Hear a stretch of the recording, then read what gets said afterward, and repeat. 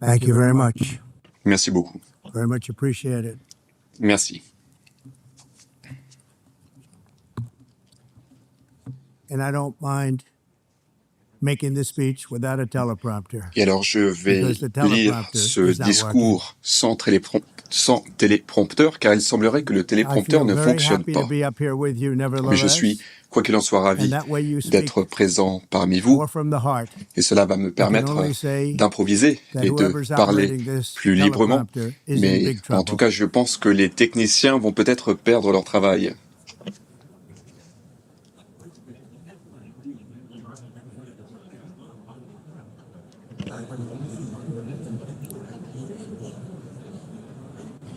Hello, Madam First Lady. Bonjour à la Première Dame. Thank you very much Merci beaucoup. for being here. Merci de votre présence. Madam President, Madame la Présidente, Mr. Secretary General, Monsieur le First Lady Secrétaire of the général, United States, Madame la distinguished Première delegates, Dame des ambassadors, États-Unis, Mesdames et world Messieurs les leaders. délégués, les ambassadeurs, 6 Mesdames years et have Messieurs passed les since I last dirigeants. stood in this grand hall and addressed a Cela fait world 6 that ans was que je me suis adressé à vous prosperous and ici à at cette peace tribune. in Le my first monde term. était pendant mon premier mandat Since that prospère, day, the en paix, guns et of depuis, war have shattered eh the bien, peace I forged les on 2 armes ont continents. ébranlé la paix que An j'avais établie era sur of 2 calm and continents. stability gave way to one L'ère of de stabilité a été the remplacée par great une période crises of caractérisée our par time. les plus grandes And crises here in the United auxquelles States, 4 years l'humanité of est confrontée. weakness, lawlessness, Pendant and 4 ans, les radicalism États-Unis ont été under the caractérisés par last le radicalisme, administration par la faiblesse en raison delivered de our nation l'administration de mon into a repeated prédécesseur. set of disasters. Et notre 1 year pays a ago, our connu de nombreux country revers. was Mais in il y a deep 1 an, trouble. alors que But notre today, pays just 8 se months trouvait into dans une my situation administration, catastrophique, we are the depuis 1 hottest an, country donc, anywhere in the les world, États-Unis affichent la and meilleure there is performance au monde no depuis other mon country retour à la even close. Maison-Blanche, et aucun pays America ne is sommes blessed absolument with the strongest inégalés. economy, Nous avons une the économie strongest en plein borders, essor, des the frontières strongest sûres, military, the notre strongest armée friendships, est la plus and the forte, nous avons strongest des spirit of amitiés any solides, nation et nous avons un on the esprit, face of un the earth. caractère sans This pareil. is indeed the golden age Le fait est que of les États-Unis America. connaissent un âge We are d'or. rapidly Nous reversing sommes the economic rapidement en train calamity d'inverser la we tendance et inherited nous from réparons les dégâts économiques que the nous avons previous hérités de administration, including l'administration ruinous précédente, price increases and notamment avec des record-setting augmentations inflation, de prix, une inflation like galopante, we've never had une before. inflation Under jamais my vue leadership, auparavant. energy Mais depuis mon costs are down, retour au pouvoir, nous avons gasoline réduit prices are le down, coût de l'énergie, le coût grocery du prices are carburant, down, le coût mortgage des rates denrées are down, alimentaires. Il y a eu une réduction and du inflation prix has des been hypothèques et nous avons defeated. également réussi à The only maîtriser thing that's up l'inflation. is the stock market, Bon, which just hit ce qui est en hausse, par contre, a c'est les record cours de la high. bourse. Les cours de In la fact, bourse qui ont hit atteint a un record niveau high 48 record. times in the last À short vrai period dire, of time. nous avons multiplié par Growth 40 les is cours de la surging, bourse. Il y a manufacturing donc is un booming. essor économique. The L'industrie stock market, manufacturière as I est said, également en plein is essor. doing better than La it's ever bourse done.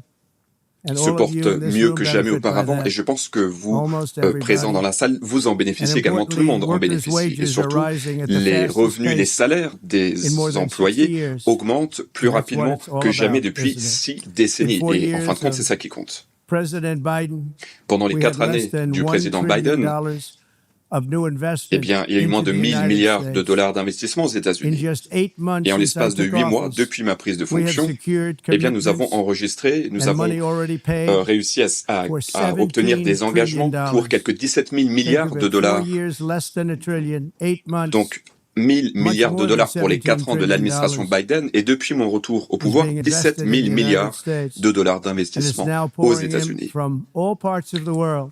Cet argent afflue We've des 4 implemented coins the du largest monde. tax Nous avons cuts mis in en œuvre American des history réductions and the d'impôts largest du jamais vu regulation dans l'histoire cuts de notre pays. in Nous avons American également history, supprimé de making nombreuses this réglementations once and again the best afin country que ce pays on soit une earth to fois do encore business. le meilleur pays au And monde many of the pour les people in this affaires. room Et are d'ailleurs, beaucoup des investing personnes in présentes dans la America, salle and it's turned out investissent to be an aux awfully good États-Unis. investment Et ce during sont this de très 8-month bons period. investissements, comme In le my montrent first term, I ces built 8 the derniers greatest mois. economy in the history of the Nous avons world. We had donc the best bâti la economy meilleure économie pendant mon premier ever mandat. C'était la in the meilleure history of the économie world. au monde, dans And I'm l'histoire du doing the monde. same thing Et je again, suis en but train de this faire la time même chose aujourd'hui. Mais it's cette actually fois-ci, much bigger nous allons aller encore plus and loin. even better. L'économie va se The porter numbers encore far mieux. surpass my Et record-setting à vrai dire, first les term. chiffres dépassent On our nos southern attentes. border, we Pendant have notre premier mandat, successfully pour ce qui est de la repelled a frontière colossal au invasion, sud des États-Unis, and nous for the avons last endigué 4 une invasion à months, grande échelle au cours des and 4 that's derniers 4 mois. months in a row, Et pendant the 4 mois number of consécutifs, illegal le nombre aliens de admitted and migrants entering our illégaux country ayant franchi has notre been frontière zero. s'élève à 0. Hard to believe.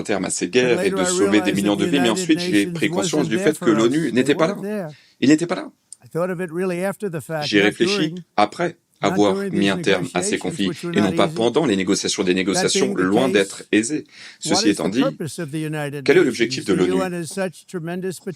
L'ONU a un tel potentiel, et je l'ai toujours dit, l'ONU a un énorme potentiel.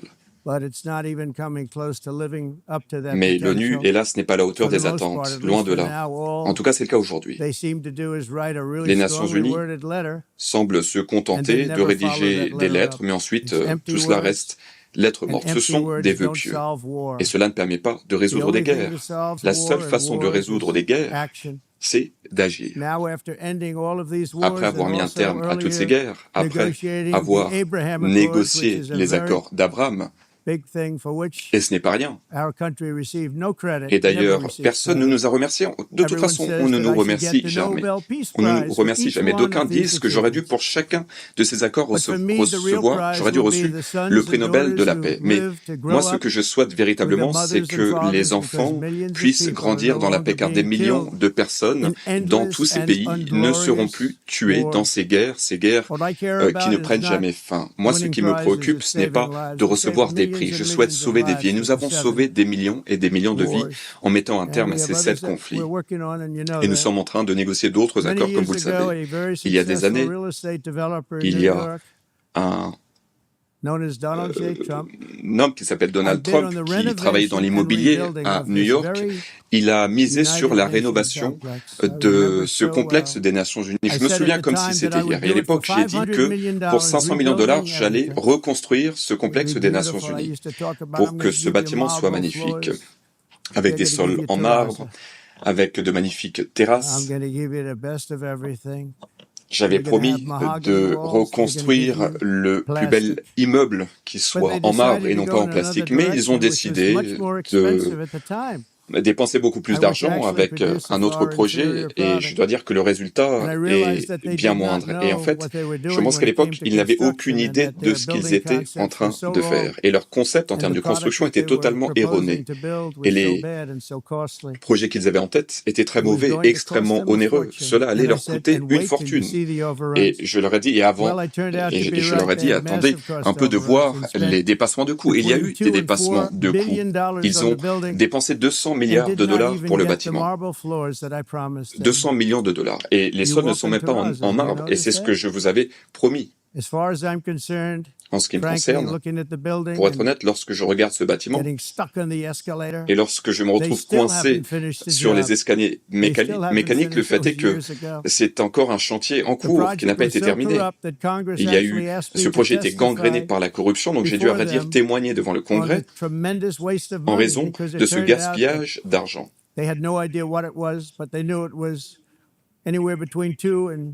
Entre 2 et 4 milliards ont été dépensés au lieu des 5 millions prévus. Moi, je leur ai dit, cela va vous coûter beaucoup plus que 5 millions, que 500 millions de dollars. Mais hélas, à l'ONU, eh bien, c'est un problème permanent, et d'ailleurs, c'est un problème que l'on observe à plus grande échelle encore. Et c'est très triste. Je ne sais pas si l'ONU est à même de jouer un rôle productif. Moi, je suis présent ici pour vous tendre la main, pour vous proposer l'amitié des États-Unis. Et je tends la main à tous les pays dans la salle, chaque pays disposé à travailler avec nous afin de bâtir un monde plus prospère, un monde plus sûr. Et d'ailleurs, ce sera un monde beaucoup plus heureux. Nous pouvons bâtir un avenir plus radieux. C'est à notre portée. Mais pour cela, nous devons rejeter les méthodes qui se sont révélées erronées, et nous devons travailler main dans la main pour relever les plus grands défis de l'histoire de l'humanité. Et quel est le principal défi? Quelle est la principale menace? Eh bien, ce sont les armes les plus destructrices jamais conçues par l'homme.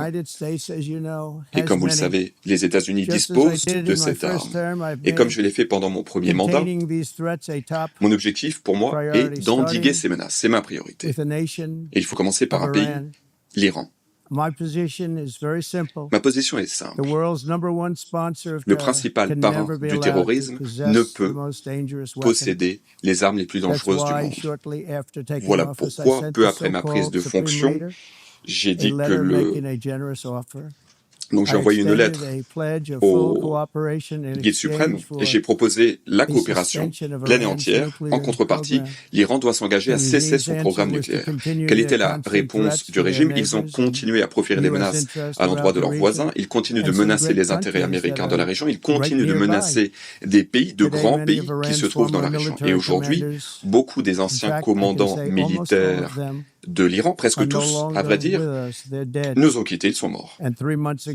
Il y a 3 mois, avec l'opération Marteau de minuit, 7 bombardiers furtifs ont largué des bombes à forte pénétration pour cibler les principales infrastructures nucléaires iraniennes. Toutes ces infrastructures ont été absolument éliminées. Aucun autre pays au monde n'aurait pu faire ce que nous avons fait. Aucun pays ne dispose même de l'équipement. Nous avons les meilleures armes au monde. Nous détestons les utiliser, certes, mais nous l'avons fait. Et ce que nous avons fait, cela fait 22 ans que d'aucuns souhaitaient le faire. Nous avons démoli les capacités d'enrichissement de l'Iran et nous avons ainsi mis un terme à la guerre des 12 jours entre Iran et Israël. Les deux pays ont accepté de cesser de se battre. Comme vous le savez, j'ai également participé activement à la négociation d'un cessez-le-feu à Gaza. Il faut que cela cesse. Hélas, le Hamas n'a de cesse de rejeter toutes les offres raisonnables dans les pourparlers de paix. N'oublions pas ce qui s'est passé le 7 octobre. D'aucuns souhaitent encourager la poursuite du conflit et donc certains pays souhaitent de façon unilatérale reconnaître un État palestinien. Ce qui reviendrait à récompenser les terroristes du Hamas pour les atrocités commises. Ce serait pour ces terroristes une récompense, notamment les atrocités du 7 octobre. Le Hamas refuse de libérer les otages. Il refuse tous ces cessez-le-feu. Au lieu de récompenser le Hamas, le Hamas qui a tant détruit, eh bien, nous aurions pu résoudre ce conflit il y a bien longtemps. Il ne faut pas céder aux exigences du Hamas. Si vous aspirez véritablement à la paix, eh bien, vous devez vous exprimer d'une seule voix et dire « libérez les otages dès aujourd'hui ». Il faut libérer les otages. Merci.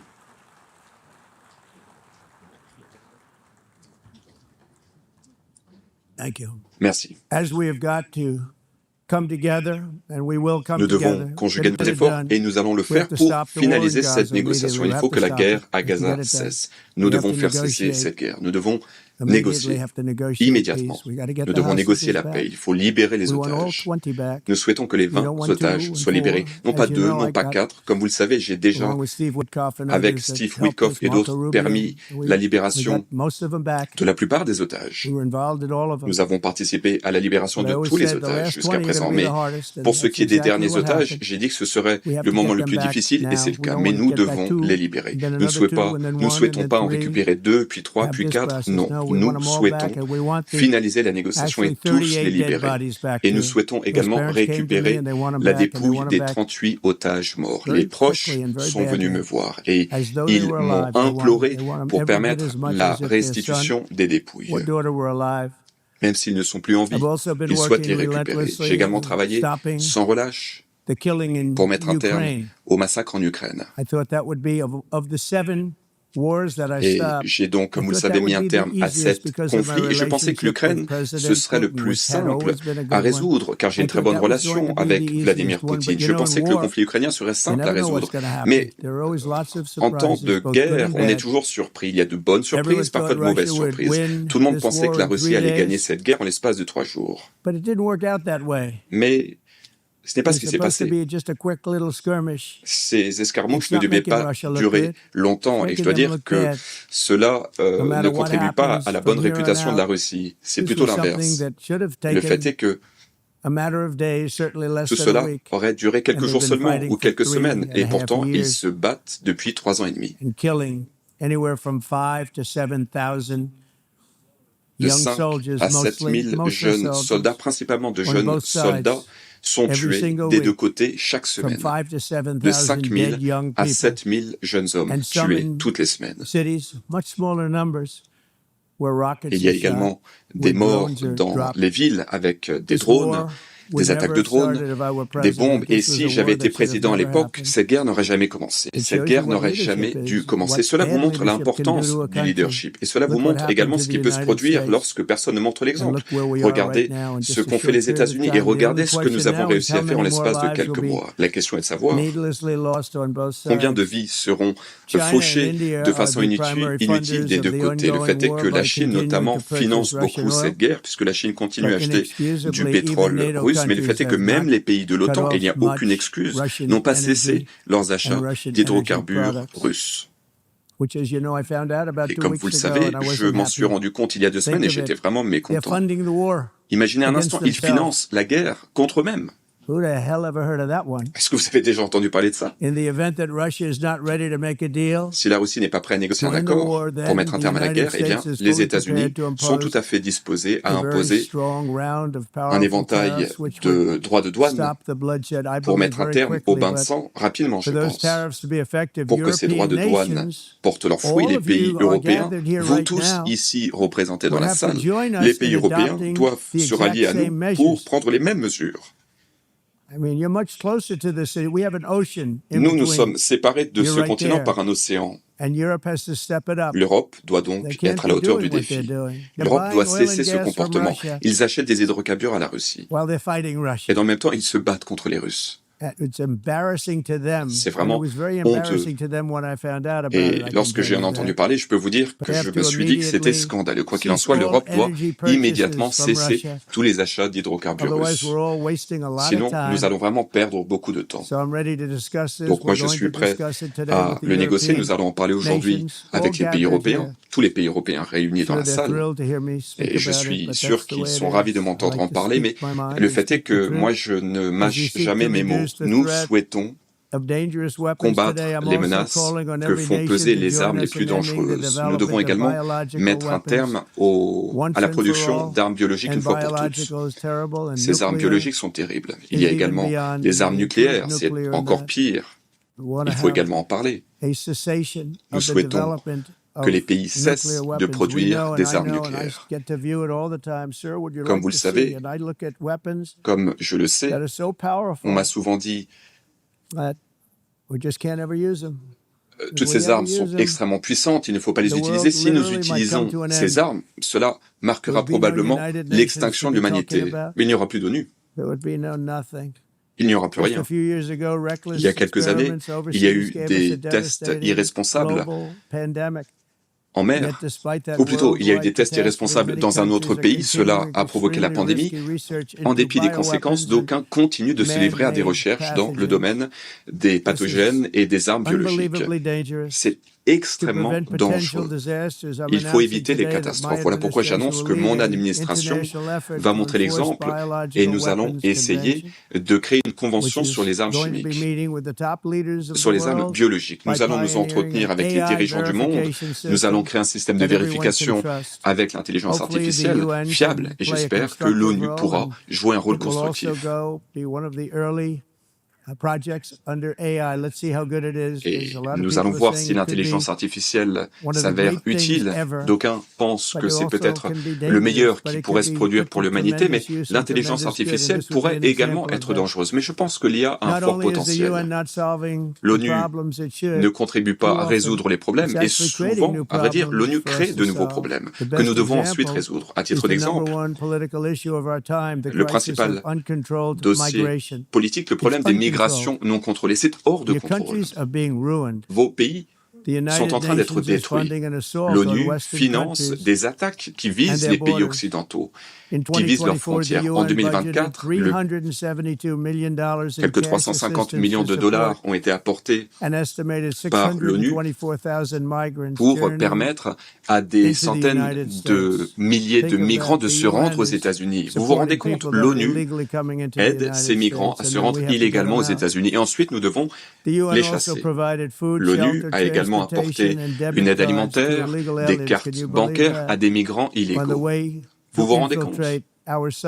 des migrants qui ont ensuite franchi la frontière sud des États-Unis. Ce sont des millions de personnes qui ont franchi la frontière sud. Avant mon arrivée, des millions de personnes affluaient jour après jour. En l'espace de 4 ans, 25 millions de personnes, en raison de l'administration incompétente de mon prédécesseur. Mais nous avons mis un terme à tout cela. À vrai dire, il n'y a plus personne qui franchit la frontière, car ils savent que cette frontière est infranchissable. Mais ce qui a lieu est absolument inacceptable. L'ONU est une organisation qui est censée mettre un terme aux invasions, et non pas les produire, et non pas les financer. Et aux États-Unis, nous rejetons l'idée selon laquelle des étrangers doivent pouvoir se rendre à l'autre bout de la planète, fouler aux pieds notre souveraineté, franchir les frontières, se livrer à la criminalité et épuiser notre système de sécurité sociale. Nous avons dit que les États-Unis appartenaient aux Américains. Et j'encourage tous les pays à nous emboîter le pas. Vous devez défendre vos propres citoyens. Vous devez le faire. Je ne vais pas citer le nom des pays, mais le fait est que je pourrais citer le nom de vos pays. Vos pays sont en train d'être détruits. L'Europe se porte bien mal. L'Europe a été envahie par des migrants illégaux, et c'est du jamais vu dans l'histoire. Des migrants illégaux qui affluent en Europe, et personne ne fait rien. Personne ne fait rien pour les chasser. Ce n'est pas viable. Vous préférez être correct politiquement et donc vous ne faisiez rien, car personne n'ose en parler. Lorsque je regarde Londres, par exemple, où vous avez vraiment un maire extrêmement incompétent, eh bien Londres a vraiment changé. Ils souhaitent imposer la charia à Londres, alors que c'est un autre pays, vous ne pouvez pas imposer la charia. Et je pense que cela provoquera la mort de l'Europe de l'Ouest si rien n'est fait immédiatement. Ce n'est pas viable. Ce qui permet au monde d'être beau, c'est que chaque pays est unique. Chaque pays souverain doit pouvoir maîtriser ses frontières. Vous avez le droit de maîtriser vos frontières comme nous le faisons nous-mêmes. Et vous devez limiter le nombre de migrants qui franchissent vos frontières. Car il faut penser aux contribuables. Ce sont vos contribuables qui ont bâti votre nation, qui ont versé leur sang, qui ont travaillé sans relâche, qui ont dépensé des sommes considérables. Et aujourd'hui, ces pays sont en cours de destruction. Les pays fiers doivent protéger leur communauté, doivent veiller à ce que leur communauté ne soit pas envahie par des populations, par des étrangers, qui ont des coutumes différentes, qui ont des religions différentes. Ces migrants violent les lois. Il y a des demandeurs d'asile qui n'ont pas du tout le droit d'obtenir l'asile. Et dans de nombreux cas, ces personnes devraient être renvoyées chez elles. Alors, nous avons le cœur sur la main, bien entendu, pour les populations qui souffrent véritablement. Nous sommes pleins d'empathie, certes. Nous devons, dans un premier temps, résoudre les problèmes qui accablent leur pays, plutôt que de créer de nouveaux problèmes dans nos pays. Nous avons vraiment tendu la main à tous ces pays, des pays qui auparavant nous envoyaient de véritables caravanes avec des centaines de migrants, de grandes caravanes de migrants qui franchissaient nos frontières sans aucun contrôle. Nous ne savions pas qui étaient ces personnes, et ça c'est fini. Selon le Conseil de l'Europe, en 2024, 50% des prisonniers dans les prisons allemandes étaient des ressortissants étrangers des migrants. En Autriche, c'est 53% des personnes incarcérées qui provenaient donc d'autres pays. En Grèce, c'était 54%. En Suisse, un très beau pays, 72% des prisonniers sont des ressortissants étrangers. Lorsque vos prisons sont remplies de soi-disant demandeurs d'asile, qui vraiment, alors qu'on leur a ouvert la porte, se livrent à la criminalité, eh bien, il faut mettre un terme à la politique des frontières ouvertes. Et je peux vous le dire, moi je sais comment fermer les frontières. Vos pays sont voués à l'enfer si vous ne faisiez rien. Nous avons décidé d'agir rapidement pour mettre un terme à cette immigration incontrôlée. Nous avons donc décidé d'expulser tous ces étrangers et du jour au lendemain, les étrangers ont cessé d'essayer de venir. Ils ne viennent plus aux États-Unis. C'était donc pour leur bien, car le fait est que lorsque ces migrants se rendent aux États-Unis, il y en a des dizaines qui meurent sur le chemin. Il y a beaucoup de femmes qui ont été violées, c'est du jamais vu. Ces femmes ont été violées, passées à tabac. Pendant ce périple qui les menait jusqu'aux États-Unis, un périple extrêmement dangereux et extrêmement difficile. Et donc c'est une victoire également que nous avons remportée contre la traite des êtres humains. Ce que nous avons fait, c'est véritablement une victoire. Nous avons sauvé d'innombrables vies, toutes ces personnes qui désormais ne vont pas se lancer dans ce périple. Ce périple était un périple mortifère. Les corps des migrants jonchaient ces pays, les jungles, tout le long de ce périple. Il fallait traverser la jungle, il fallait traverser des zones arides. Ces personnes périssaient en raison de la suffocation. Ce sont des endroits où on ne peut pas respirer. Le sol était jonché de cadavres. Mais ils ne viennent plus. Et donc nous sauvons d'innombrables vies. Nous avons vraiment fait un travail remarquable. Et les citoyens américains sont d'accord avec nous. Apparemment, j'ai un taux de popularité inégalé aux États-Unis, notamment grâce à ce que nous avons fait à la frontière, et notamment grâce à ce que nous avons fait avec l'économie, car l'administration Biden ne faisait qu'enhardir les cartels de drogue, les trafiquants d'êtres humains, les prisonniers, des prisonniers du monde entier qui se rendaient aux États-Unis. Par ailleurs, l'administration Biden a perdu quelques 300 000 enfants en bas âge qui ont fait l'objet de la traite des êtres humains. Au vu et au su de l'administration Biden. Et beaucoup de ces enfants ont été violés, exploités, persécutés, vendus. Personne n'en parle. Les fake news n'en parlent pas. Il y a beaucoup de jeunes enfants qui sont portés disparus ou qui sont morts. Et nous avons trouvé beaucoup de ces enfants. Et nous les avons rapatriés, nous les avons rendus à leurs parents. Et donc, lorsque nous retrouvons ces enfants, nous leur demandons d'où viens-tu et nous les renvoyons chez eux. Et les parents sont réunis avec leurs enfants et ils pleurent de joie et ils ne pensaient plus revoir leurs enfants chéris. Nous l'avons fait pour quelques 30 000 enfants jusqu'à présent.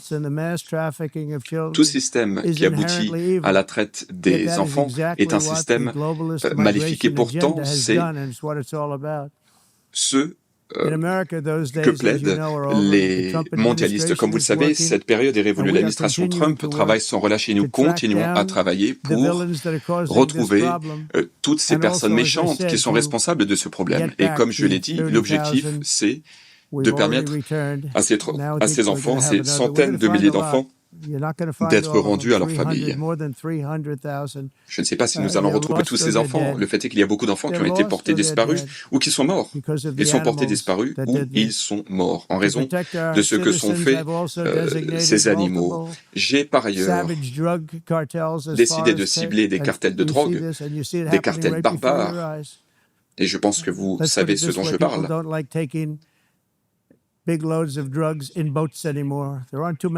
Croyez-moi, après ce que j'ai fait, il n'y a plus beaucoup de transport de drogue par navire depuis le Venezuela.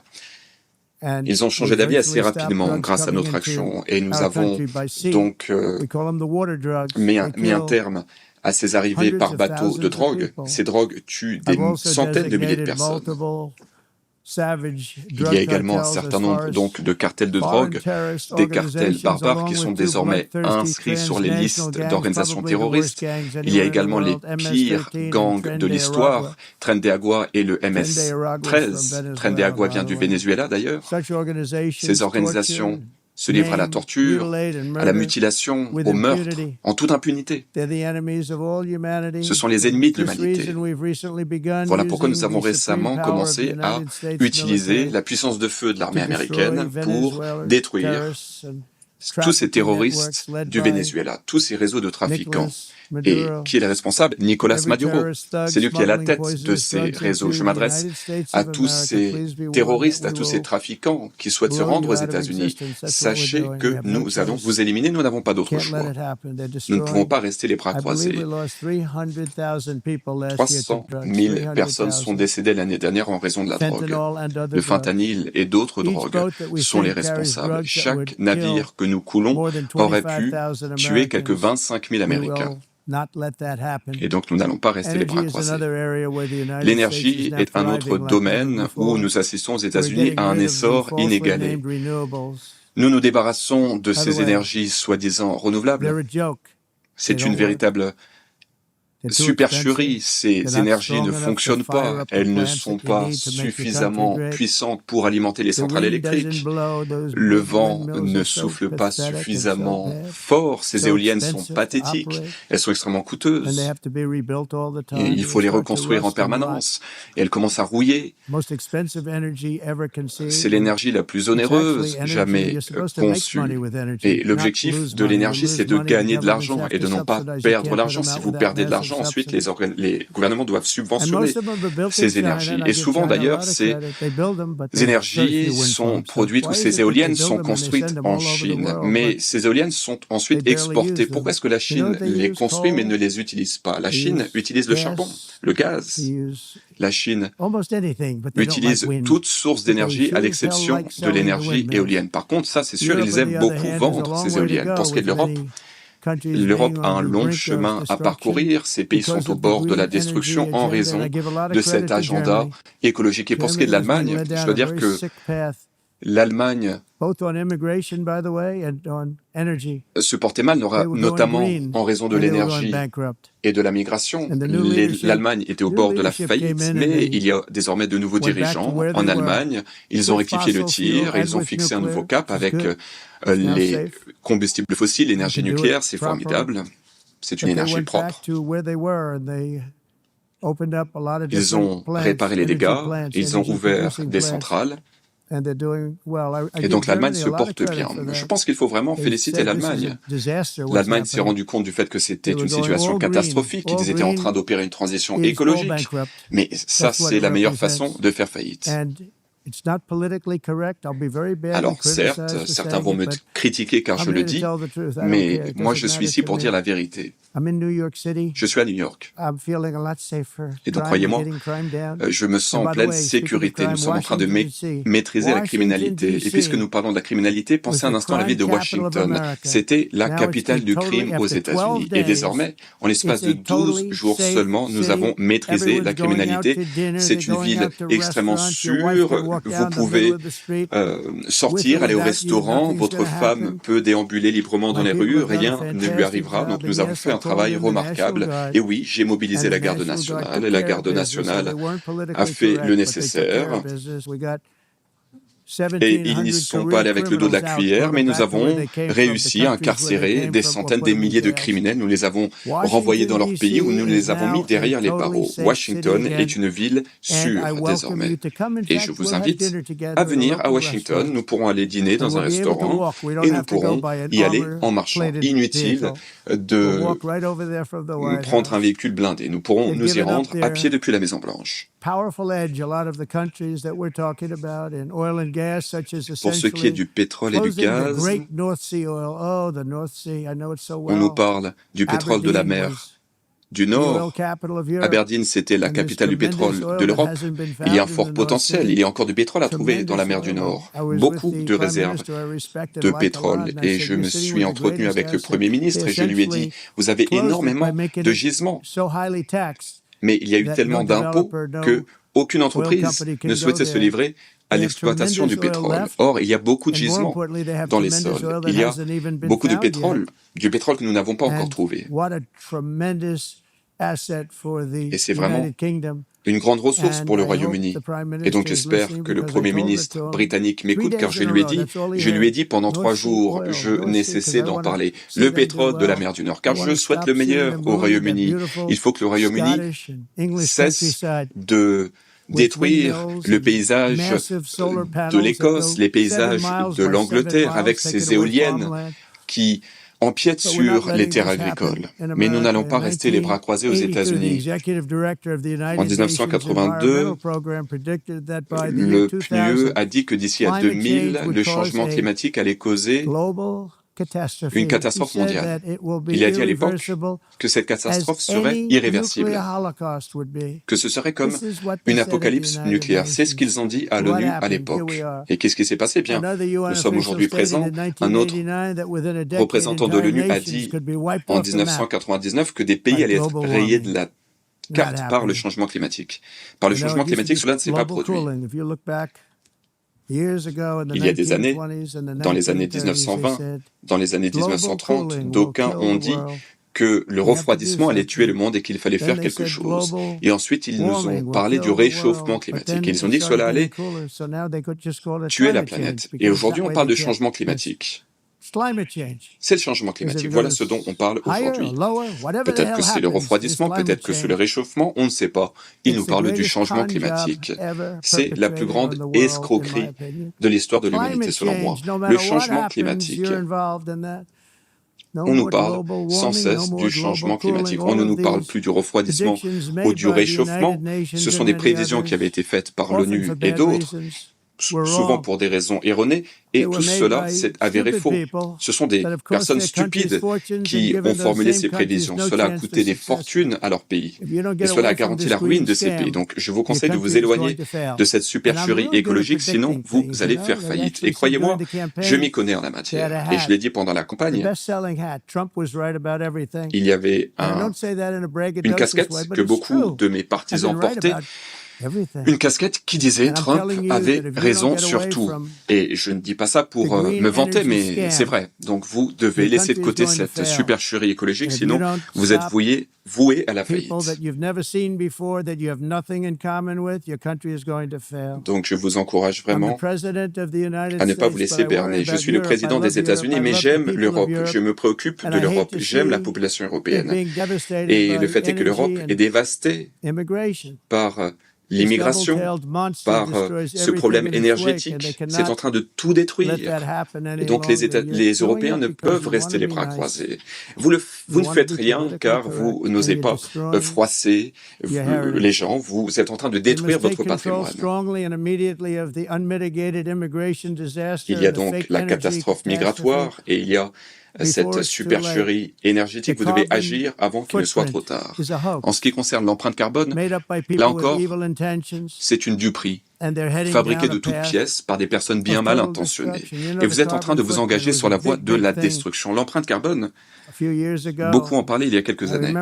Je m'en souviens très bien. J'ai entendu parler de l'empreinte carbone. Et ensuite, le président Obama monté à bord de l'Air Force One, un Boeing, et ce n'était pas un nouveau Boeing, c'était un ancien Boeing, extrêmement polluant, avec de vieux moteurs, et il nous parlait de l'empreinte carbone. Nous devons faire quelque chose avec l'empreinte carbone. Et ensuite, il se rendait de Washington à Hawaï pour aller jouer au golf. Et ensuite, il montait de nouveau à bord de ce bel avion pour revenir à Washington, et encore, il nous parlait du réchauffement climatique et de l'empreinte carbone.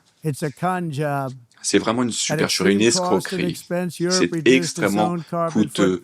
L'Europe a essayé de réduire son empreinte carbone de 37%. Imaginez un instant. Félicitations à l'Europe. Formidable. Cela vous a coûté beaucoup. Cela a détruit des emplois. Les usines ont fermé, mais vous avez réduit votre empreinte carbone de 37%. Néanmoins, après tous ces sacrifices, et il y en a d'autres à venir, qu'est-ce que vous avez accompli? Et il y a eu une augmentation de 55% des émissions, notamment en raison de la Chine et d'autres pays. Des pays qui prospèrent. Ces pays émettent plus de CO2 que tous les pays développés au monde. Donc, tous ces pays s'efforcent de réduire l'empreinte carbone. Cela n'a ni queue ni tête. Ce qui est intéressant, c'est qu'aux États-Unis, nous avons encore des écologistes radicalisés qui souhaitent fermer les usines. Il ne faut plus qu'il y ait de vaches, ils souhaitent tuer toutes les vaches. C'est insensé ce qu'ils souhaitent faire. Mais le fait est qu'aujourd'hui, nos frontières ont été sécurisées et nous avons Pour ce qui est de l'atmosphère, alors je pense que nous avons un air très propre, l'air le plus propre de l'histoire de notre pays depuis très longtemps, mais le problème c'est qu'il y a d'autres pays comme la Chine par exemple, où l'air est un peu plus pollué, eh bien l'air circule, bien entendu. Et donc, même si votre pays ne pollue pas, eh bien, cet air est pollué car il provient d'autres pays où l'air n'est pas aussi propre que chez nous. Et les écologistes refusent de le reconnaître. Idem avec les déchets. En Asie, par exemple, ils ont tendance à déverser leurs déchets dans les océans. Et en l'espace de 2 ou 3 semaines, eh bien, ces déchets viennent s'échouer sur les frontières de la Californie. Nous l'avons vu, des quantités considérables de déchets à Los Angeles, à San Francisco. Mais ensuite, on vient vous taper sur les doigts parce que vous avez laissé votre mégot sur la plage. C'est totalement insensé. La principale conséquence de ces politiques écologiques, c'est que nous n'avons pas amélioré l'environnement, nous avons modifié l'industrie manufacturière, les emplois ont été perdus aux pays occidentaux car il y a des règles totalement insensées qui ont été promulguées et d'autres pays, eux, ont créé beaucoup d'emplois et gagnent beaucoup d'argent. Si vous regardez les factures d'électricité en Europe, c'est 4 fois plus qu'en Chine, 2 ou 3 fois plus élevé qu'aux États-Unis. Nous, nos factures sont en train de baisser, vous l'avez probablement vu. Nous avons beaucoup réduit le coût de l'électricité, car qu'est-ce que nous faisons? Eh bien, nous forons, comme le dit l'expression, fort chéri, fort, nous forons. Les coûts de l'électricité ont beaucoup baissé aux États-Unis. Et donc, par exemple, si vous regardez les climatiseurs, dans les pays où les factures d'électricité sont très élevées, les gens n'utilisent pas la climatisation. Mais nous, aux États-Unis, nous avons réussi à prévenir les décès liés aux canicules. Alors qu'en Europe, le bilan humain est catastrophique car c'est tellement cher d'utiliser la climatisation que personne ne l'utilise. Ce n'est pas l'Europe que j'aime et que je connais. Tout cela pour, soi-disant, mettre un terme à l'escroquerie du changement climatique. Cet agenda mondialiste n'a aucun sens. Ces pays sont censés se flageller. Vous devez mettre un terme à cette politique. Vous devez le faire immédiatement. Voilà pourquoi aux États-Unis, nous nous sommes retirés de l'accord de Paris, le faux accord de Paris. Et sachez que les États-Unis payaient beaucoup plus que tout autre pays au monde. Il y a d'autres pays qui ne payaient rien. La Chine n'avait pas à payer jusqu'en 2030. La Russie avait également une cible facile à atteindre. Mais pour ce qui est des États-Unis, nous étions censés payer 1 000 milliards de dollars. Et j'ai dit que c'était une escroquerie. Le fait est que les États-Unis se sont laissés abuser par le reste du monde, mais ce n'est plus le cas, comme vous l'avez remarqué. J'ai signé des décrets exécutifs pour provoquer un véritable essor de l'industrie énergétique. Pour ce qui est du pétrole, nous avons beaucoup de réserves. Nous avons plus de gisements de gaz et de pétrole que n'importe quel autre pays. Et si vous ajoutez le charbon, eh bien, nous avons plus de réserves d'énergie que les autres pays. Et le charbon, c'est magnifique, c'est propre. On peut faire avec le charbon aujourd'hui des choses qui étaient inimaginables il y a des décennies. Et donc, pour ce qui est du charbon, moi je ne dis pas le charbon, je dis le charbon propre, le beau charbon. En tout cas, nous sommes prêts à aider tous les pays à leur fournir de l'énergie propre si vous en avez besoin. Et nous sommes en train d'exporter de l'énergie aux 4 coins du monde. Nous sommes le plus grand exportateur. Aux États-Unis, nous sommes en faveur du commerce. Nous sommes prêts à faire des affaires avec tous les pays. Nous souhaitons aider les nations. Nous allons aider vos pays. Mais il faut que ce commerce soit équitable, réciproque. Le problème avec le commerce, c'est le même qu'avec le climat. Les pays qui respectent les règles, eh bien, leurs usines ont été pillées. C'est vraiment très triste. Ces usines ont dû fermer leurs portes en raison de ces pays qui ne respectent pas les règles du jeu. Voilà pourquoi les États-Unis appliquent des droits de douane à d'autres pays. Et le fait est que ces droits de douane nous ont été appliqués à nous pendant des années. C'était hors de contrôle. Nous avons utilisé les droits de douane pour nous défendre, et ce depuis mon retour au pouvoir. Et d'ailleurs, pendant mon premier mandat, nous avons engrangé des centaines de milliards de dollars grâce à ces droits de douane. Et d'ailleurs, l'inflation était contrôlée à l'époque. Aujourd'hui, l'inflation est contrôlée, mais le fait est qu'aujourd'hui, nous engrangeons des sommes considérables grâce aux droits de douane. Cela va nous permettre de veiller à ce que les règles du jeu soient équitables pour tout le monde. Ce système est beaucoup plus viable. Nous utilisons les droits de douane pour défendre notre souveraineté, notre sécurité, pour notamment nous défendre face aux nations qui ont tiré parti, qui ont profité des administrations antérieures. Et notamment l'administration la plus corrompue, la plus incompétente de l'histoire des États-Unis, l'administration de Joe l'endormi. Le Brésil, par exemple, fait face à des droits de douane, car le Brésil s'efforce d'empiéter sur les droits des Américains. D'aucuns utilisent la corruption judiciaire, notamment Alors, le fait est que je dois vous dire que, à mon arrivée, le président du Brésil était en train de quitter la salle, je l'ai vu, il m'a vu, et eh bien, nous nous sommes pris dans les bras.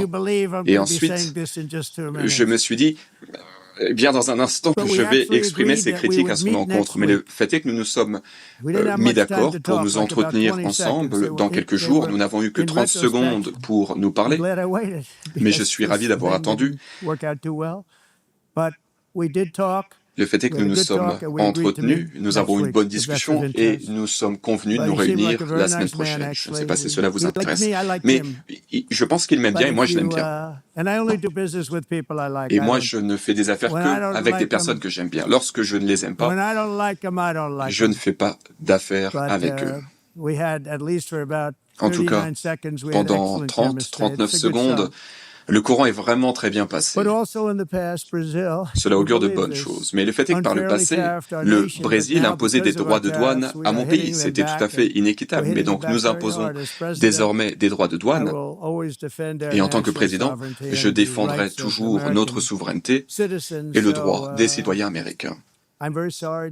Donc, je suis désolé de le dire, mais le fait est que la performance est assez médiocre au Brésil et cela continuera d'être le cas. Pour améliorer la performance, il faut que le Brésil travaille avec nous, car sans nous, ils échoueront comme d'autres pays. L'année prochaine, les États-Unis vont célébrer le 250e anniversaire de notre indépendance, de notre glorieuse indépendance qui illustre la continuité de l'esprit américain. Et nous allons également accueillir en 2026, la Coupe du Monde de la FIFA, puis en 2028, les Jeux Olympiques.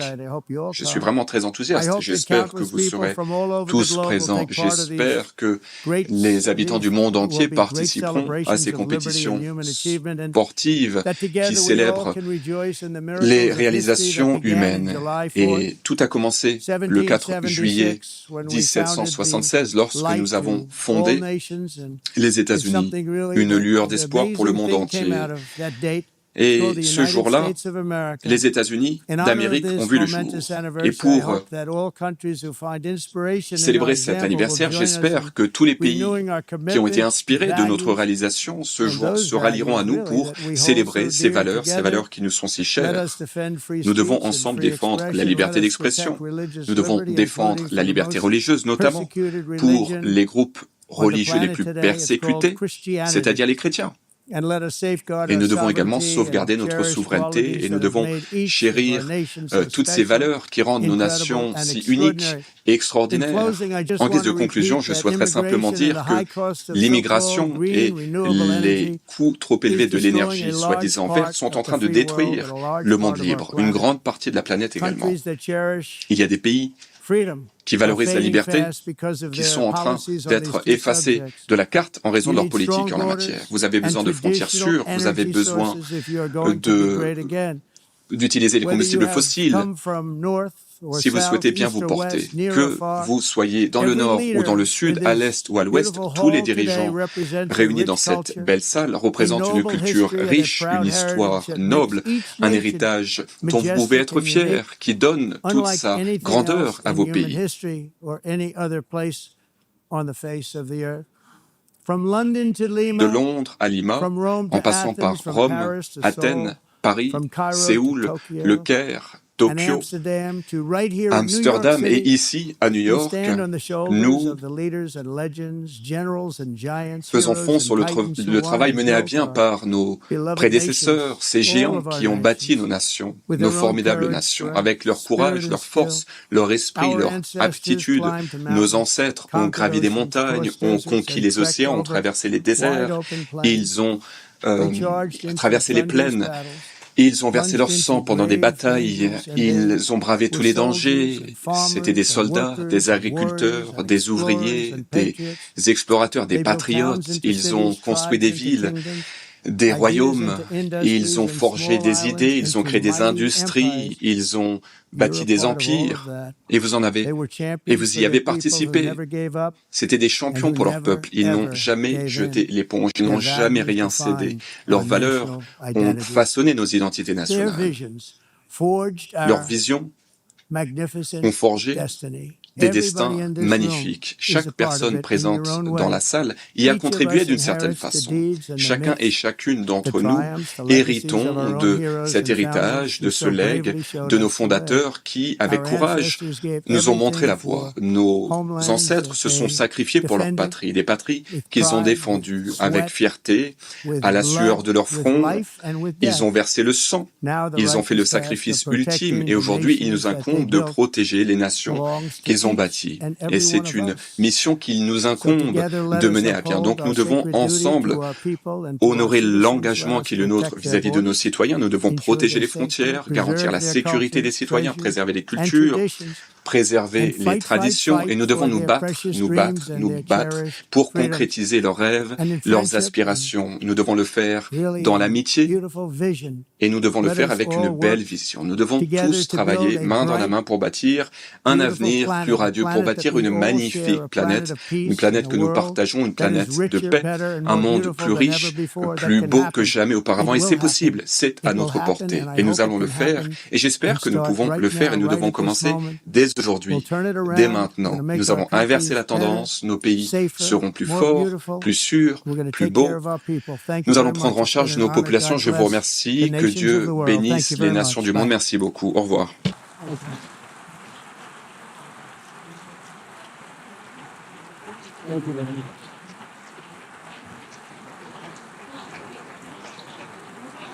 Thank you.